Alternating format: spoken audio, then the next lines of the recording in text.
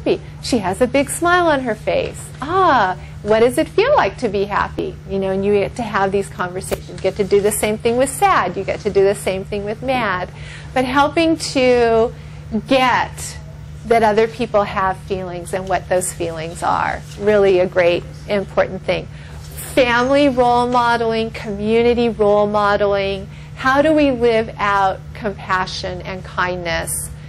You know, until we get those news reports that I'm looking forward to, you know, that are more positive in nature. We need to work to point these things out and to be doing activities together as a community, and then letting the kids see that we're doing this because we care. Whether it's, you know, doing something for Japan or, you know, some other big event that's going on in the world that's captured their hearts, or in their community, trying to make a difference. Yeah? I thought this, when my kids were leaving high school, and we hear about this and observe this, what's it called? Not social learning. What are all these projects kids are doing at school Oh, now? right. Service learning. Service learning. Service learning was Yes. just hitting the Yes. arena, and we see a lot of time being spent on service learning. And this organization that this guy created in Pasadena, where children are raising money, or adults are raising money, and the children are giving it out to. The Frosty Center was a recipient of $10,000 for something from this group, and the young people are going around and interviewing charitable organizations, nonprofits, and then deciding among themselves, like they're philanthropists, that they're giving who they're going to give money to, what projects. Is that working, or is that? I mean, this is intended to develop understanding, concern for other people who are less. Yeah. What do you think about all that? You know, I don't know about that project in particular. Yeah. I do know that service learning has been included in some of the research on social and emotional development. And there have been some very interesting service learning projects throughout the country that have been researched for their effectiveness in helping kids develop their social and emotional core competencies and have been found to be effective. I don't know about this one in particular. It may be that the kids who self-select to be in those groups either come from families where this is part of the value system, and right, their parents doing these kinds of things, right, or they're inclined, you know, maybe so. I remember reading about one service learning project that was studied for its effectiveness for social and emotional learning. And it was a school that was adjacent to some wetlands that were toxic, or had, you know, that was being environmentally damaged. And the service learning was about restoring the wetlands. And there was a role for kids starting in kindergarten. The school was very involved in helping to restore the wetlands, like researching the, I mean, they got to do science, they got to do all kinds of things. You know, they were involved in some of the public policy stuff. It was really amazing what they did as part of this project, and got to develop a lot of their got to develop all of those competencies. Yeah. I see it too, in particular in my school, where the majority of the children are eligible for, you know, free food. I mean, these are kids that don't have much. Right. And I've taken kids to Operation School Bell for clothing, complete outfits. But when we come back, those kids are encouraged to write notes of thanks. Yes. Because they're on the receiving end. But then they also are helping, you know, within the school to give to other kids. Yeah. So they know how it feels to receive, but they also know how it feels to give. And Yes. that is really key. It is so key. It is so key. Yeah. One-sided. Yes. Yes. And so finding ways to teach empathy as in families and in the community, a key thing. The other thing I want to spend a little bit of time on, because it's so prominent in understanding the social world of girls, is the roles that they play when they aren't being empathic, the roles that they play when they are engaging in social and relational aggression.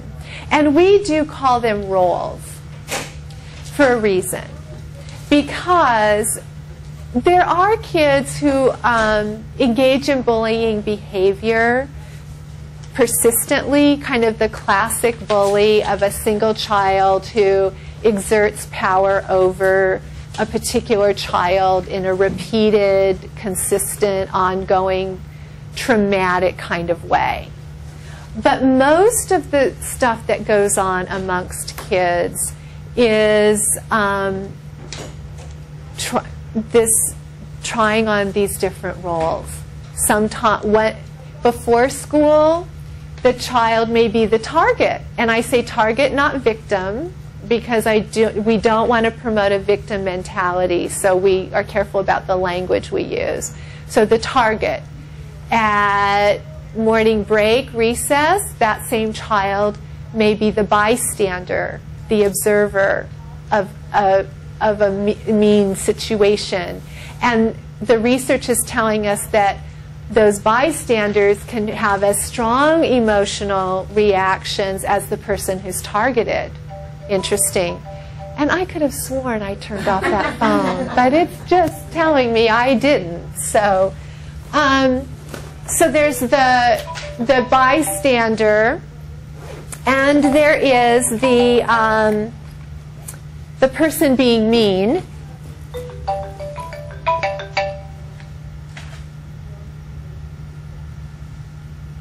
That's off. With the person being mean, is that the person that you've got here identified as the spoon who stirs the pot? Actually, that's the fourth person who actually is being mean. And it's the fourth graders who taught us about the spoon who stirs the pot.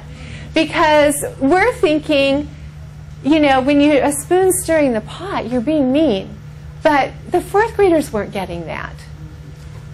So we needed to get more explicit about the roles. And the spoon who stirs the pot is a really good way of describing a particular dynamic where, let's say, the three of us are really good friends, but the two of you have had a fight.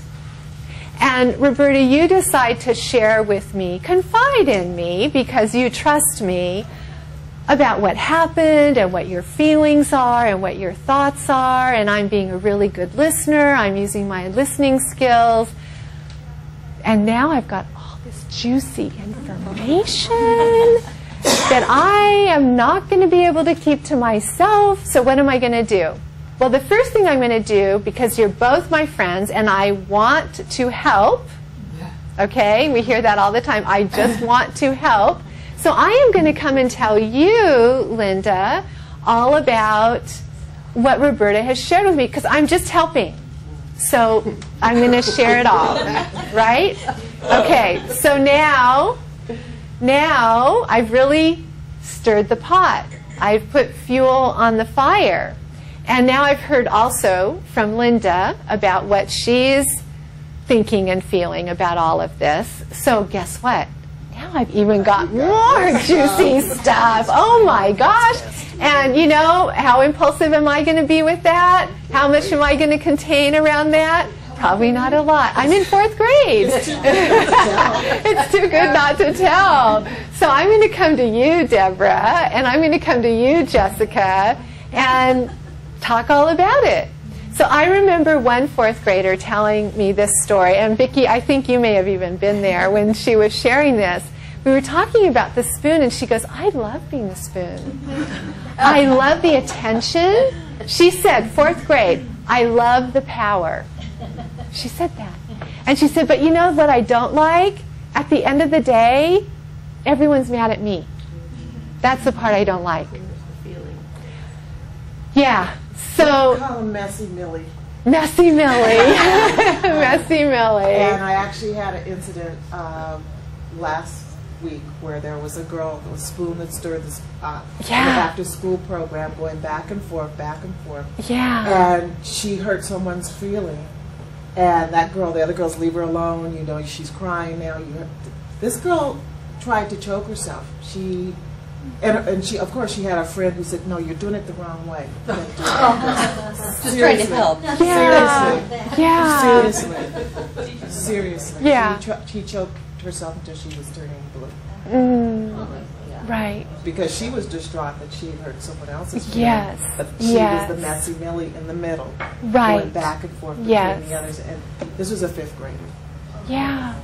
Yeah. So it's energy, but it has to be redirected in a more positive way. It does. It does. And I think that one of the disservices that we do for girls is not helping them to be comfortable with anger, assertiveness, and competition. That